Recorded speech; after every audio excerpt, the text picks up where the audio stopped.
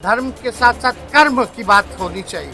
झूठी बोलना उनका काम है, भ्रम फैलाना, नफरत फैलाना, बांटना, यही उनको आता है और वो ही कर रहे हैं। लालू जी हमेशा लड़ाई लड़े तो लालू जी का लड़का डरा जाएगा भाजपा से।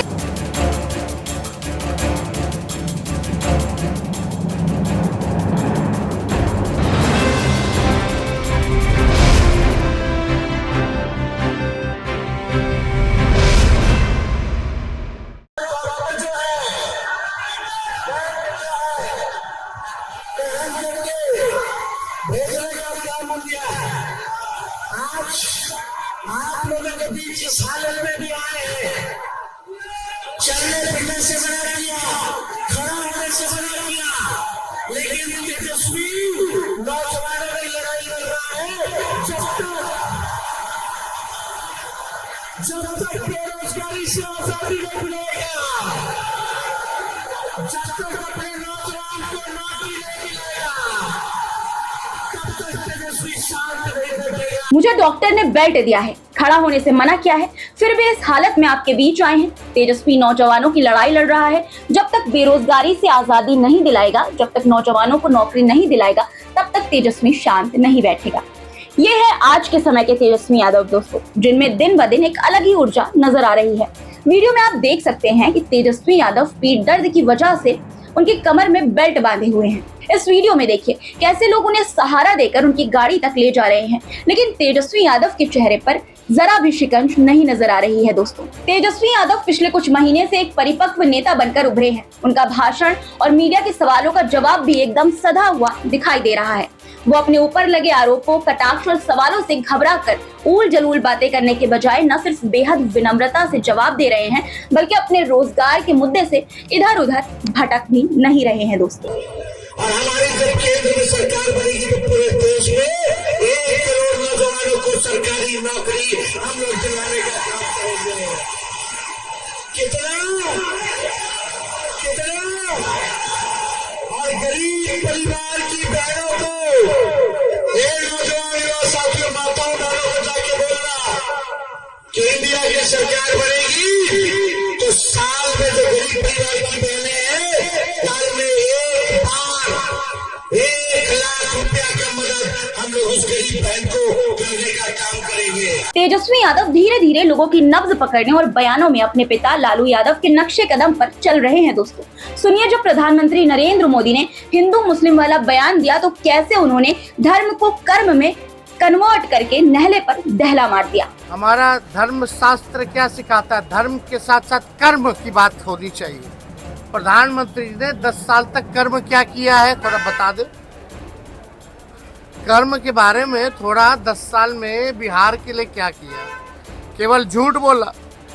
झूठी बोलना उनका काम है, भ्रम फैलाना, नफरत फैलाना, बांटना, यही उनको आता है और वो ही कर रहे हैं। दोस्तों, तेजस्वी यादव में जो सबसे बड़ा बदलाव नजर आ रहा है वो ये है कि वो जनता के बीच जाकर संवाद कर रहे हैं, लोगों में विश्वास जगा रहे हैं कि वो युवाओं की आस हैं और उनका मकसद सिर्फ और सिर्फ रोजगार और नौकरी देना है।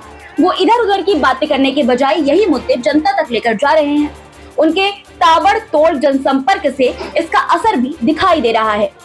अब आप इस वीडियो में देखिए कैसे तेजस्वी की एक झलक पाने के लिए लोगों का हुजूम उमड़ पड़ा है।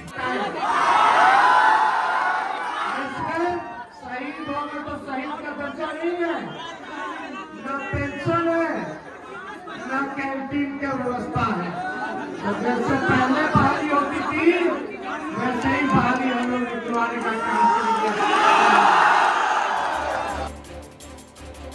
जैसा कि मैंने बताया कि तेजस्वी यादव के बयानों में गुस्सा, चिढ़, ओझापन और अभद्रता के बजाय शालीनता नजर आ रही है दोस्तों।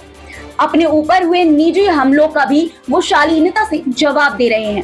आपको याद होगा जब कटिहार की जनसभा में राजद पर हमला कर चुके नीतीश कुमार ने लालू यादव की निजी जिंदगी पर कटाक्ष करते हुए कहा था कि इतना बच्चा कौन पैदा करता है। सीएम के इस बयान को तेजस्वी ने अपने दिल पर नहीं लिया, बदले में तेजस्वी ने नीतीश कुमार पर दिल खोलकर सम्मान की बारिश करते हुए कहा कि सीएम मेरे परिवार के लिए जो भी कहते हैं वो उनके लिए आशीर्वाद होगा। मैं चाचा के अच्छे स्वास्थ्य की प्रार्थना करता हूँ। 2020 के चुनाव में भी यही कहा था। मैं केवल प्रार्थना कर सकता हूँ कि उनका स्वास्थ्य अच्छा रहे और वो खुशी से रहें। यह हमारी संस्कृति में नहीं है कि हम किसी ऐसे व्यक्ति को कुछ कहें जो हमारे लिए पिता तुल्य हो। दोस्तों, तेजस्वी यादव का यही अंदाज अब विरोधी पार्टियों में खलबली पैदा कर रहा है। नीतीश कुमार पहले ही बार बार पलटी मारकर अपनी साख पर बट्टा लगवा चुके हैं। ऐसे में अब ये कहने में कतई शक नहीं होना चाहिए कि तेजस्वी यादव बिहार में एक बड़ा नेता बनकर उभर रहे हैं। वो बिहार ही नहीं बल्कि दिल्ली जाकर सीधे मोदी को अपने अंदाज में घेरते हैं कि तुम तो धोखेबाज हो, वादा करके भूल जाते हो। रोज रोज मोदी जी तुम ऐसा करोगे, रोज रोज मोदी जी तुम ऐसा करोगे, जनता जो रूठ गई तो हाथ मलोगे।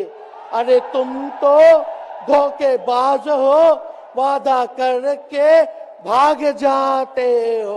जब एक और ईडी, सीबीआई और तमाम तरह की जांच के बीच जब कई नेता पाला बदल रहे हों और कईयों ने चुप्पी साध ली हो, ऐसे दौर में तेजस्वी यादव की निडर अंदाज देखकर यही अंदाजा लगाया जा सकता है कि आरजेडी को उत्तराधिकारी मिल गया है, जिसमें लालू प्रसाद यादव की परछाई दिखती है। मोदी जी से हम लोग लड़ रहे हैं तो लालू जी को डराता है, हम लोगों को डराने की कोशिश करता है, मुकेश सहनी जी को डराने की कोशिश करता है।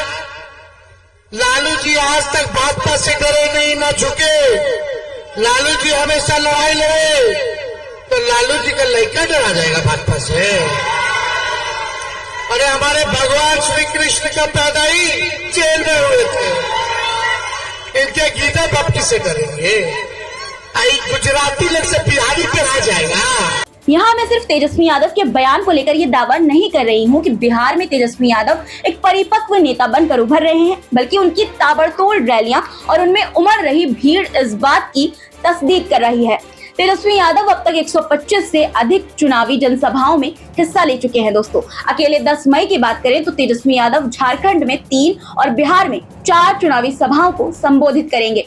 जैसा कि मैंने पहले आपको बताया कि इन सभाओं के दौरान तेजस्वी यादव चोटिल भी हुए हैं और कमर दर्द की समस्या से जूझ रहे हैं। पटना के IGIMS अस्पताल में उन्होंने MRI करवाया है। वो अपने सहयोगियों का सहारा लेकर चल रहे हैं और जनसभाओं में लोगों को बताते दिख रहे हैं कि उन्हें डॉक्टर ने 3 हफ्ते बेड रेस्ट की सलाह दी है। खड़े रहने या चलने से मना किया है, लेकिन वो चुनाव प्रचार करने से पीछे नहीं हटेंगे।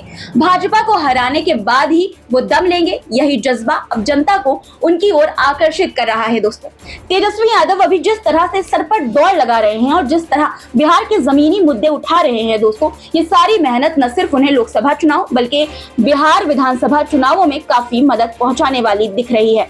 वैसे तो पिछली बार आरजेडी ही सूबे की सबसे बड़ी पार्टी बनकर उभरी थी, अब उसे और भी ज्यादा लाभ मिलता हुआ दिख रहा है।